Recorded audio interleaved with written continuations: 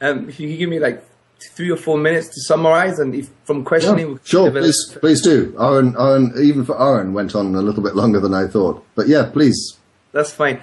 First and foremost, see, I would argue there's two main intellectual pillars underlying the Islamic tradition. One is the existence of a designer creator for the universe, and the second is the inimitability of the Quranic discourse, which basically means that the Quran is a text that lies outside the productive capacity of the Arabic language. And we could discuss what that means in a minute. Let's start with the first intellectual pillar. The first intellectual pillar, there's many arguments. You've probably heard them before. I've seen what you had to say. It's all very interesting. However, let me go straight, for example, to the teleological argument, a refined version of the teleological argument that doesn't really require a discussion on evolution.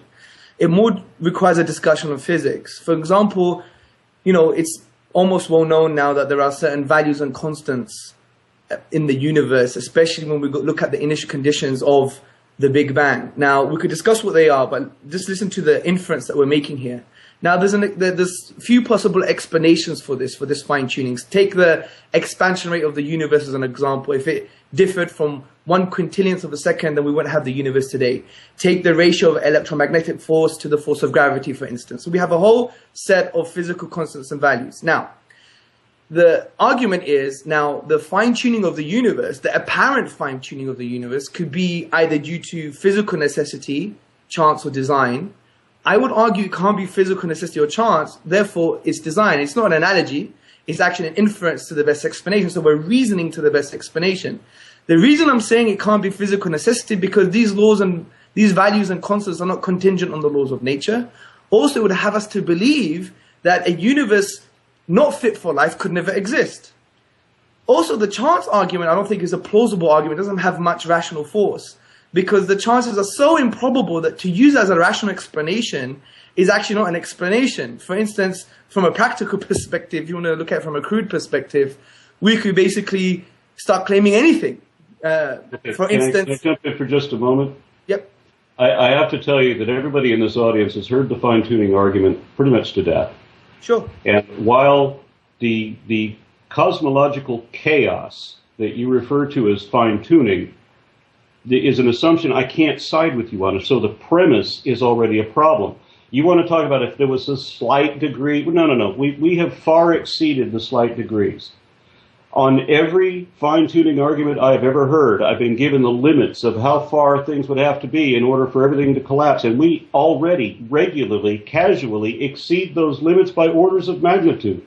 Can I also raise another point, which I didn't want to, but if I may.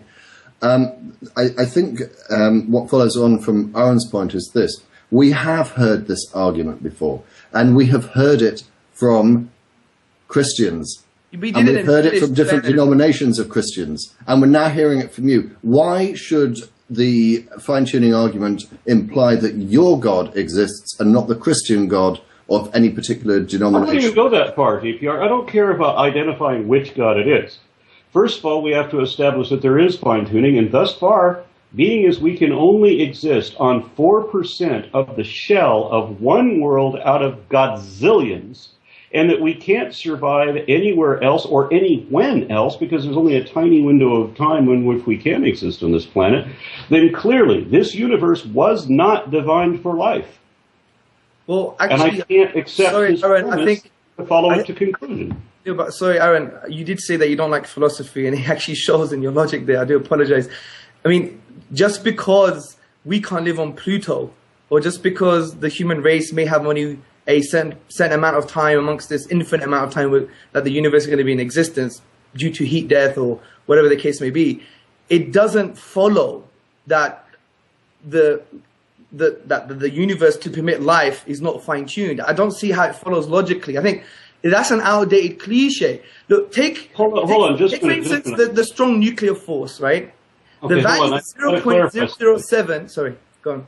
I got to clarify something. Yeah, on sure. the fine-tuning thing. I mean, when something is evidently true and never refuted, we call that a timeless truth, not an outdated cliche. I just want to clarify that first off.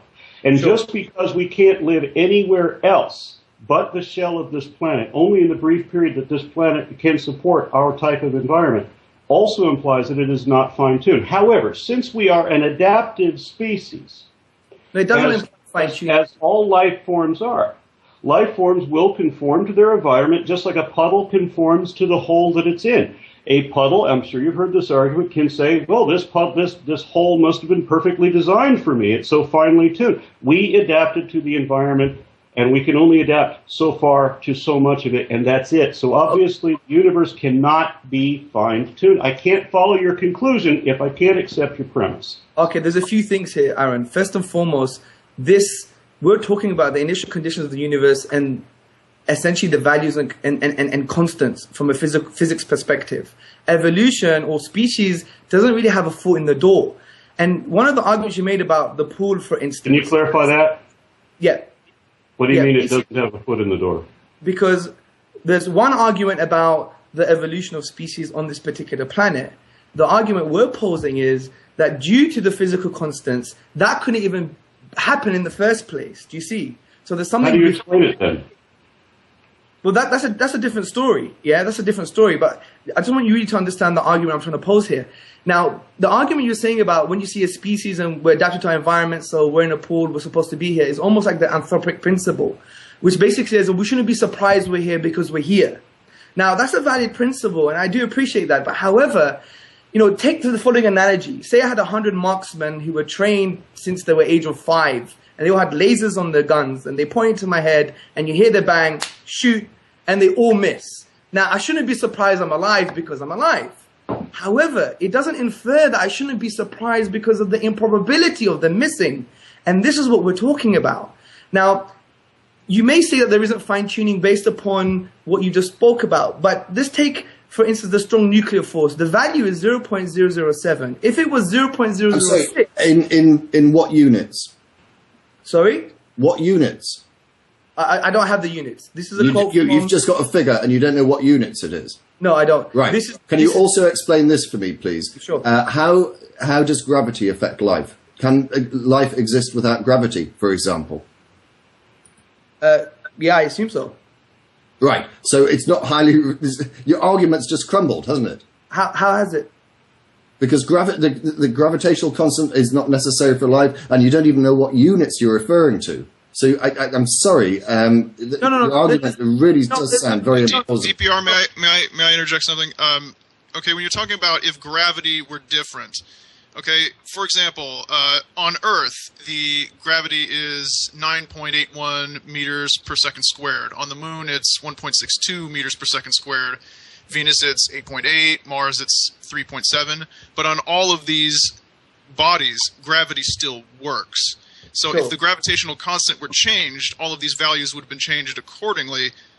But there's no reason to believe that the train just runs completely off the track. There's no way we could know that that would happen. If things were different, they would be different. But that doesn't mean that we wouldn't have a valid physical universe. Yeah, and I probably should bring up something else since you're mentioning gravity. You may have a valid physical universe, but would you have a universe that could permit life? Because the range of values are very small here. And the thing is... I'm sorry, before you proceed with this argument, you're talking about things which you clearly do not understand. You're talking about a number, and you can't even put the unit on what the force of what this force is. How do you expect to be taken credibly? Okay, see, I don't claim... Okay, I'll give you an example. Could you answer, for example, how a statistician would actually calculate the probabilities of the fine-tuning? I couldn't do that. I don't claim to do that. I'm actually standing on the shoulders of a giant. I've seen people do that, yes. Yeah, I know. So have I. But it's not a difficult thing to fudge. I know, but it doesn't claim... So what I'm trying to say is, I'm not claiming that I'm a physicist. Nowhere near. All I'm saying is this. If premise number one is true, if there is fine-tuning, if, for example, we read the works... And we've already established that premise number one is not true. Well, I would argue if you read a basic college physics textbook, you could even find a page with some of these constants on there. I'll just challenge you to do that. Unfortunately, you have not, because you don't even know what units you're referring to. Hold on, DPR, hold on a moment. You got to remember. I think what you're doing, DPR, is... I've read the thing. I've read the thing where I've read the thing about, if the orbit of the Earth were just, where the Earth was just 10 feet or 10 meters more that way than this way, then we would overheat and everything. And then I've seen the figures for how far the planet actually does ellipse, and it's way beyond all of these fine-tuning arguments. And all of these conditions apply. Every time that somebody brings up a fine-tuning argument, it turns out that the tuning is way off from what they thought it was. The premise does not stand. There is no evident fine-tuning in this universe. And where you're going with that after that, you said something in Dublin that I found really interesting. You said if we exhaust the naturalistic explanations, that it would open a door to the transcendent. No, it doesn't. If you don't know the answer, it means you don't know the answer. It doesn't mean you do know the answer and it's something we didn't believe. No, it means you don't know the answer. No, I think you misunderstood what I said. I want you to think about something in history. Okay, you talk about reality, and that's good. But you have to remember where science has come from and where it's gone. There was a time when we did not understand the causes of disease, for example, yes. And we blamed those on curses or demons. I mean, the head of the Protestant church, it criticized doctors as being fools because they treated diseases as if they came from natural maladies. Yes. And lightning was given a similar supernatural explanation. Volcanoes are described in Exodus as if they were gods. And there's so many different fields. Epilepsy was considered to be demonic possession, and comets were supposed to be an omen, and the planets themselves were supposed to have personalities and be beings. And they could even come down to the earth and fight people, according to the Bible. The thing is that in every one of those instances, had we been satisfied with the supernatural answer, we would never have progressed. But when we lost satisfaction with the supernatural excuses and went out to find out what the real answer was, in each one of the examples I just gave you, alchemy to chemistry, for example, we found a whole new field of knowledge revealed, which would have remained concealed forever had we set with the supernatural explanation. That's not true. That's not true. It's the Muslims that, don't forget see, look, what we have to understand is this, see, we shouldn't superimpose a particular historical narrative and think it applies to every single religion. I agree that in Europe specifically... Let me clarify then, because remember, I'm going to want data. I'm going to want facts. I don't care about opinions. Yep. So in each of the examples I gave you just now, the supernatural answer turned out to be wrong, right? Sure. Okay. I would posit that the supernatural answer is always wrong, and it's not just that it's wrong because that's not the way real things really happen. It's wrong just to suggest a supernatural explanation because it has always only ever acted as an intellectual impediment to all progress, effectively stopping all advance. Okay, then can you name me in the history of science when the supernatural explanation ever actually improved our understanding of anything? Okay, take Islamic civilization as an example when Europe was in the Dark Ages. And if you read, for example, most history books on science, you would see that a lot of the things with regards to chemistry, alchemy, etc., were all, you can see the chains of knowledge ending up on Islamic scholarship. The reason I would argue this, and even the non-Muslim historians say, is because the Quran didn't pose arguments for physical reality. It told the human being, for example, go out into the universe and the heavens and the earth and explore and learn. For instance, the Quran says, يَتَفَكَّرُونَ, for those who reflect and think and ponder and investigate. So there was a totally different narrative here. Now, okay, then let me clarify again. Yeah. Can you show me one time in the history of science when a supernatural explanation ever turned out to be right, meaning that it ever actually improved our understanding of anything? Okay, so you're conflating two things here, Aaron, yeah? The conflation is you're conflating science with explanation. And here there's an underlying supposition. That is what it is. Yeah, well, it isn't. This is why... No, that is what it is. Okay, let me explain something very simply for you, yeah? See, scientism, which is about epistemology, essentially... No, we're not talking about scientism. We're talking about science. Yeah, well, okay. Let me just break it down for you. Science is not the only way to form conclusions about things, okay? It is for me. Okay. Well, what other ways are there? Okay, well, let me just address what Aaron said. Well, that in itself is an assumption that's not very well grounded. It's not an assumption. Right. You say it's an assumption and it's not well grounded. What other ways are there? Aaron, the statement you made is not tested.